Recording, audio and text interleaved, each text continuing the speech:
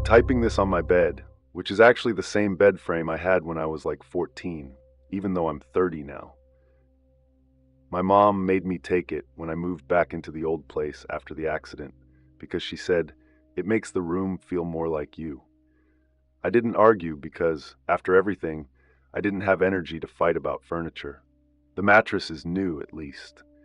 I guess it really starts before the accident, even though at the time I didn't think so. But thinking back, a lot of things in that house feel connected in a way I can't really explain. Not paranormal or whatever, just like old threads you only notice when you tug on the wrong one. My family has lived in this house for a stupidly long time. My great-grandfather built it, and apparently he did most of it alone because he didn't trust hired men, which is the most on-brand thing for my family ever. We're all stubborn to the point of stupidity. There's a whole cemetery of dead relatives tied to this place. Not literally buried here. We're not that creepy. But every family story starts or ends in this house. Someone died here, someone fought here, someone hid here during some riot in the 80s, someone ran away from here, someone came crawling back. Lots of heavy history that I mostly ignored as a kid. You don't think about that stuff when you're busy worrying about, like, PlayStation games and passing math. I'll get back to the house. I always do. Everything loops back to it eventually. The accident happened when I was 28. I don't want to get into the exact details because I've repeated the whole thing so many times with doctors and insurance people that I feel like a broken tape. But long story short, a guy blew through a red light, smashed into my bike, and I woke up in a hospital bed missing a leg. My left one. I remember trying to scratch it at one point and hitting the blanket instead and crying, which is funny now in a dark way. When they finally discharged me, I couldn't afford a new apartment. Or maybe I could have if I had pushed harder, but I didn't care. I just didn't care about anything. So I moved back into the family house. My mom cleared out the room like I said, and my uncle helped wheel me up the stupid narrow staircase that dips in the middle. The wood literally bends. It's one of the reasons I hate that place. The structure feels like it's constantly sagging under the weight of all the years and stories. That first month home was mostly physical therapy, painkillers, and sleeping at weird hours. I'd wake up at 3 a.m., then 6 p.m., then 11 a.m. Sometimes I'd hear the fridge buzzing like it was struggling to stay alive.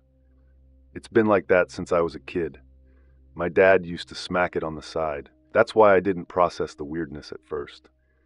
The first time I saw someone in my room, I thought it was just sleep deprivation. I'd been having those half-dream hallucinations. You know, when your brain is like, let's show you a shadow figure for absolutely no reason. I remember waking up because the charger cable had slipped off the bed and smacked the floor. That stupid sound still makes me jump sometimes. I opened my eyes and there was someone standing at the foot of my bed. Just a shape, like they were deciding something. I was too groggy to even freak out. I stared at it for, I don't know. My eyes weren't focusing properly. I blinked a bunch of times, and then I reached for the lamp. And yeah, as soon as the light clicked on, nothing. No one. I didn't even sit up fully. I just sighed. I remember doing that, like an annoyed dad catching his kid messing around. Then I checked my phone, saw it was 4:12 a.m., and went back to sleep. A week later, it happened again. This time I was fully awake. Couldn't sleep because of this throbbing phantom pain. If you've never had phantom limb sensations, I don't know how to describe them. It's not like pain. It's like your brain keeps pinging a part of you that doesn't exist anymore, like a notification that won't clear. Anyway, I was lying on my side facing the wall, and I felt the mattress dip slightly, like someone sat down. And that was weird, because my mom always knocks before entering, and she doesn't sit on my bed unless I'm sick or she's showing me some shirt from a shopping bag asking, "Can you see the difference between these two greens?" Even though I clearly cannot. I turned over. There was a person sitting on the edge, or the shadow of one, head bent slightly, as if looking at the floor. No details, just the silhouette. I didn't speak. My throat closed. My hand hovered over the lamp switch, but I couldn't move. I kept thinking, if I turn on the light and it's still there, I'll lose my mind. And if it's not there, I'll still lose my mind because that means it was never there. I don't even know how long I stared. Eventually, the shape shifted. Not like it stood up, but like it leaned forward a bit. And that made something snap in me. I smacked the lamp. Empty room. And then the strangest thing, my leg hurt. I mean, not my stump, not the area where nerves get mixed signals. My leg, the whole lower half, from knee to toes. I could feel it throbbing like someone had just squeezed it. Hard. I had to pick up my residual limb with both hands because I was so disoriented. My brain was screaming something that wasn't real. I started breathing weirdly, like hiccup breathing. I pressed my palms into my eyes and tried to think of something normal. It took me half an hour to calm down. I didn't tell anyone, not even my therapist, because I didn't want the maybe it's trauma manifesting as hypnagogic imagery lecture, which, okay, she'd probably be right, but I didn't want to hear it. The thing that bothered me most was the leg sensation. I could have accepted seeing things. Stress makes the brain do weird crap, but the physical feeling, that wasn't normal. The third time is what pushed me into therapy more seriously. The sensation, I mean, not the sighting. It was around 2 months into living back home. My mom had left a grocery bag in my room for me to put away. Apples, toothpaste, socks. She buys me random socks for no reason, sometimes kids' patterns because she doesn't check sizes. I was sitting in the dark scrolling on my phone, listening to my old fan groan like it was dying. At some point the room just didn't feel like...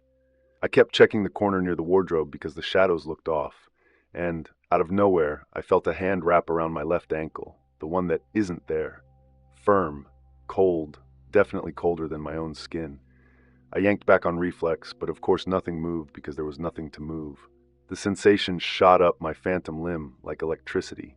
I swear I felt fingers pressing into my calf, digging slightly, intentionally, like someone testing if a fruit is ripe. Then it was gone. I remember punching the mattress in pure frustration, yelling "Stop it," even though I knew there was no one there. The bag of apples rolled off the bed and one of them split open when it hit the floor. I ended up staring at that apple for like 10 minutes. I don't know why. Maybe my brain needed something normal to focus on. After that night, I finally told my therapist everything.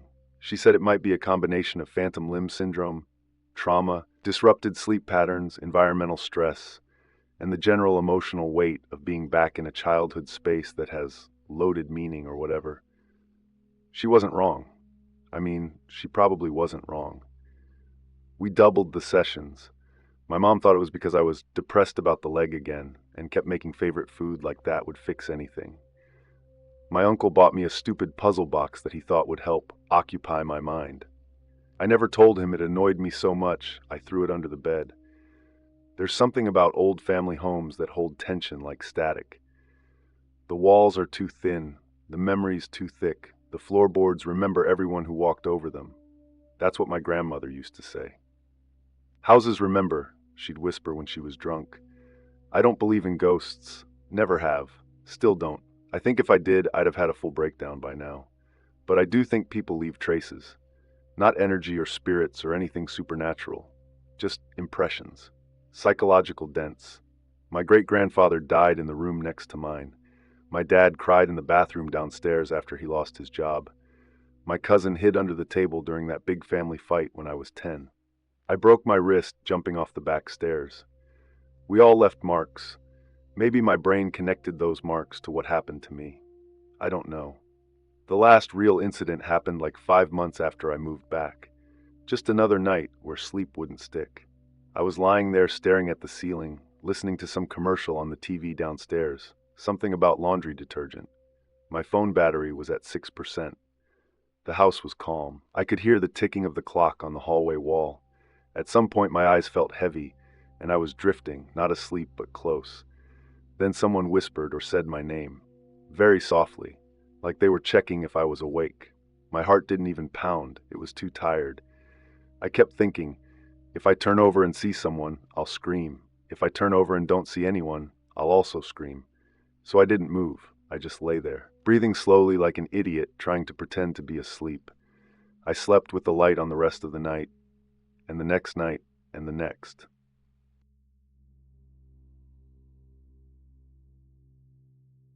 The hill thing, that's what I'm supposed to talk about. That's what people keep asking me to explain or tell it again, like it's some cool campfire story. And I swear every time I do, my throat gets dry and I start picking at the skin around my nail beds. I don't know why. It wasn't supposed to be a big thing. It was supposed to be just a normal day where me and the guys were being idiots like usual. It was me, Dev, and Jash. We've been friends since we were like 13, something like that. Dev still brags that he once outran a three-legged dog when we were kids. Completely unrelated, but it popped into my head just now because he somehow brought it up that morning too, trying to impress some girl on Instagram. He was like, "Bro, I used to be fast, okay? I still got it." And the funniest part is that he does not still got it. He gets out of breath walking upstairs. But yeah, it was just us doing one of those random Saturday things where we don't plan anything but end up far away from home anyway. I had this old reusable grocery bag with me for no reason, because I thought we were going to pick up snacks from the shop near the bus stop, but we never did. I kept crumpling it into my hoodie pocket and forgetting it was even there. We went to Hala Hills, local place, the less maintained side, the one nobody cleans, the one that has those sharp little plants that cling to your socks like magnets. I'm actually still missing one sock because of that day, the left one. I don't know what happened to it. Maybe it's still on the hill somewhere. So we decided to take this narrow little slope that dropped into a sort of valley. It's not even a real valley, it looks like a dip in the hills. You can see the highway way down from there, tiny cars moving like insects. We were up high enough that everything sounded muffled. And yeah, this is where it started feeling creepy, I guess. We were walking and Dev stopped first. He does this thing where he freezes with his mouth open slightly when he notices something weird, like someone paused him mid-sentence. And he goes, "Oi, what's that guy doing?" I looked down and squinted. It was bright as hell that day, embarrassing bright, like my eyes weren't prepared. But I saw this shape moving below us on the dirt path. A guy. He wasn't walking normally, though. He was kind of crouched, like a frog, or like he was trying to hide but not really caring that he wasn't hiding well. Jash laughed first because he thought the guy was looking for something. He said, "Bro's looking for his keys," which made Dev laugh too. Honestly, we didn't think anything bad. People do weird things all the time. I saw a man wash a motorcycle with Coca-Cola once. Humans are unpredictable. We kept walking, and I think it was me who saw her next. The woman.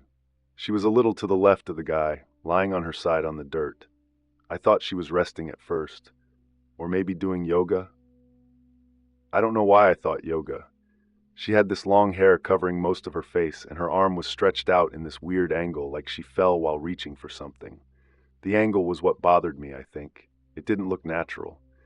I said, "Is she okay?" Because sometimes hikers faint or whatever, and I'm not a doctor. I wouldn't know the difference. But Dev stopped again, and this time he didn't laugh. The crouching guy, he moved toward her. I remember the way his back hunched even more, as if he was trying to make himself smaller or blend into the hillside. And then he did something so damn strange it still plays in my head when I'm brushing my teeth at night. He grabbed her under the arms, like someone lifting a heavy bag of rice, and he dragged her a little, then lifted her outright. The three of us just stared. I think I said, "Yo, what?" But it came out soft, like my voice didn't want to be heard. He carried her toward a car parked under this old tree, and he opened the back door and put her inside like she weighed nothing, and then all three of us snapped at the same time. "Hey!" Dev yelled. His voice cracked hard. "What's going on?" I shouted too, even though my brain was still trying to understand whether I was seeing something criminal or something medical or just something weird. "Oi! Who is that?" Jash yelled, and he sounded scared. The man didn't turn around. He got into the driver's seat and shut the door. The thump echoed. Dev started running down the slope first, and we followed. It wasn't a clean run, sliding half the time, grabbing rocks so we didn't fall. Dust got into my mouth. I remember tasting it. "Hey, stop!" I yelled. My voice got lost in the wind. The car engine turned over, loud, too loud for a car that old. We were still halfway down the hill when it started moving, slow at first, like he was making sure the wheels didn't slip in the dirt. Then it sped up. By the time we reached the bottom, the car was nothing but a blur disappearing beyond the trees. Dev was panting, hands on his knees, wheezing like he was about to puke. I just stared at the empty space where the car had been. The woman was gone. The man was gone. It all happened like, I don't even know, like 15 seconds of real time, but in my head it felt way longer.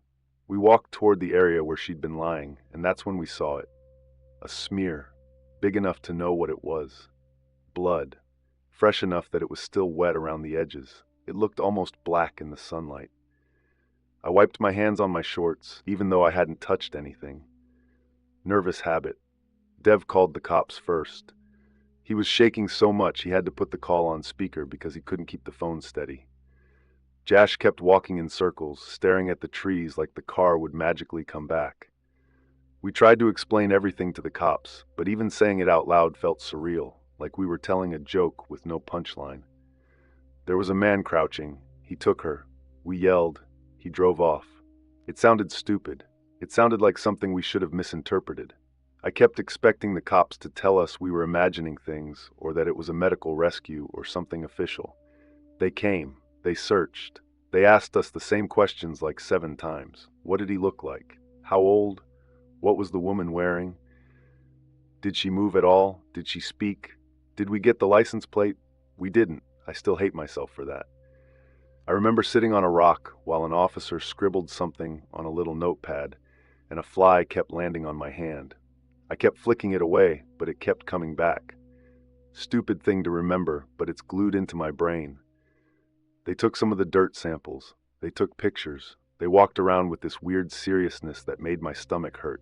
We kept telling them everything, over and over.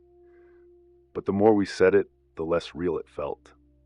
Eventually, our parents were called. That part was embarrassing because my mom freaked out and thought I was hurt. I kept telling her I was fine, but she squeezed my face like she was checking if I was lying. Weeks went by, then months. No identity for the woman. Nothing about the man.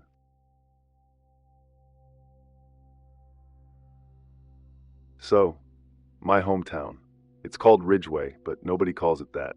Everyone just says Ridge or out by mile 40, which technically isn't even the real name of anything. It's just the mile marker on the road where a gas station used to be before it burned down. You get the idea. Southern Ohio, not quite flat farmland, not quite Appalachia, just woods, everywhere. A place where kids grow up knowing weird little trails and half-collapsed sheds better than actual parks. I moved out when I was 19 because I was bored out of my mind, but also because of, well, what happened that fall. The thing with the women going missing. 2 women in 2 weeks. And then a third one a little later, but nobody connects them officially, even though everyone in Ridgeway talked like it was obviously the same person doing it. People there love patterns, even when they're wrong. Especially when they're wrong. I wasn't involved in anything. I didn't witness the incidents, so don't expect some detective stuff. I just lived there, and sometimes that's enough to burn something into you. The first woman, they said she wasn't even from Ohio. She was from Kentucky, I think, but I might be mixing that up. It might have been Tennessee. I remember scrolling on my half-working phone. The battery used to jump from 70% to 13% in like 8 minutes, trying to read the article. They found her in this tent, right? Near this campground, which is barely a campground. I'd been there a bunch of times. Everyone has. You could knock down those old metal fire pits with one kick. That's how neglected it was. Anyway, they found her in a tent, a brand new tent, like someone had just bought it for this. No sleeping bag, no food, nothing. Just the tent and her, unalive. The article didn't say much else. But someone on Facebook who claimed their cousin was a deputy said she still had makeup on and looked placed. I don't know if that was true. People love to act like they know things no one else knows. That alone freaked everyone out because stuff like that does not happen out there. You get occasional break-ins, some guy shooting a raccoon from his deck at 3 in the morning, drinking whatever, but not women turning up unalive in staged tents. The second one happened like 12 days later. I might be off by a day or 2. It was during that weird heat wave in September when the power kept flickering, and my mom kept saying she was going to sue the electric company like she had any idea how to do that. The second woman also wasn't from here. Totally different state. No connection to the first. I think she was driving through, and she disappeared. They never found her. People were losing their minds because it was too similar. Too many woods, too many quiet places to dump something, too many back roads that don't show up right on GPS. My friend Claire said she heard the woman's car was found outside a hardware store with the door cracked open.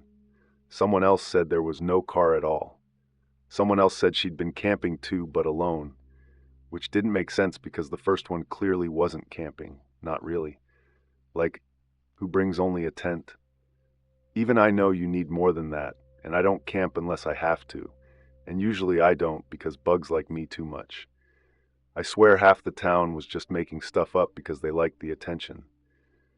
That winter is when I first started noticing how quiet the woods feel when something is wrong. It's not like in movies where everything goes silent.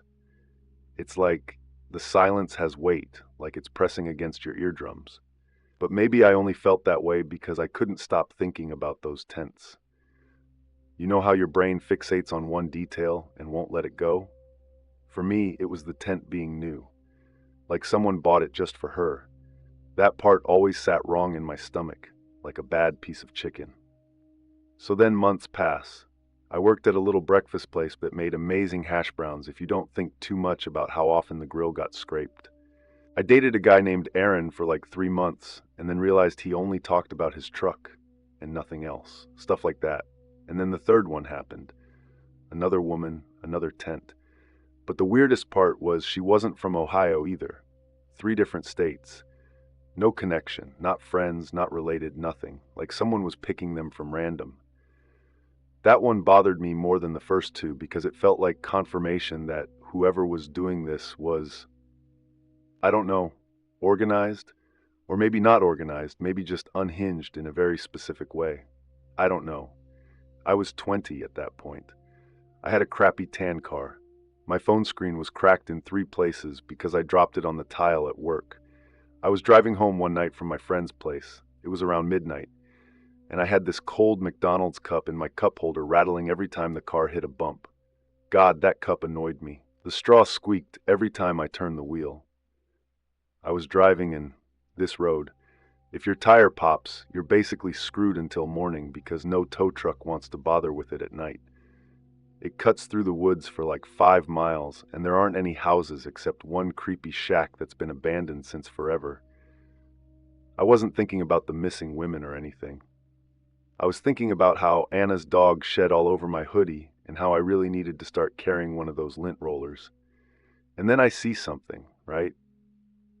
Or like I saw movement first. He came from the ditch on the right side, scrambling up the little incline like he'd been crawling down there. That's what it looked like. Crawling. He sprinted across the road, straight into the woods on the left, as fast as if something was chasing him. I slammed my brakes and the cup flew forward and splashed watered-down soda all over my console. He had his shirt pulled up over his face, like he didn't want me to see him. He looked right at me, or I think he did. The way he hesitated mid-step, like he suddenly realized a car was there, and then he paused and turned his head. And I swear I could see his eyes through the fabric. Just staring at me. No expression, obviously. Just staring. Like he was calculating something, or deciding something. Then he bolted into the trees so fast the branches shook behind him. I sat there like an idiot, gripping the wheel. My hazard lights were blinking because I'd hit the button by accident when I braked. The road was empty, just the woods and my stupid blinking lights making everything look red. My ears were ringing. I was thinking about those tents, those women with no connection and no explanation. I don't know why, but I had this feeling, like he knew me. Not actually knew me, but saw me. Saw my face, saw my car, like I wasn't supposed to be there. I sped off fast, and I didn't look in the rear-view mirror once, which sounds dramatic, but it wasn't. It was more like I was too scared to risk seeing him again. I didn't want confirmation that he'd stepped back out onto the road or something. I got home, parked crooked, left the cup spilled on the floor, and just sat on the couch for an hour staring at my living room wall. I just sat there thinking about that man and those tents, and if he'd been hiding down in that ditch waiting for someone else, or if he was running from somewhere he'd already been. I told people, but no one cared. No one connects anything unless there's proof, and even then they drag their feet. It didn't feel like a random drunk guy. It felt like someone who didn't want to be seen, someone who didn't expect a car at that exact moment. A month later, I moved out, not because of that, but yeah, maybe because of that. Even walking past the camping aisle at Walmart makes something twist in my chest.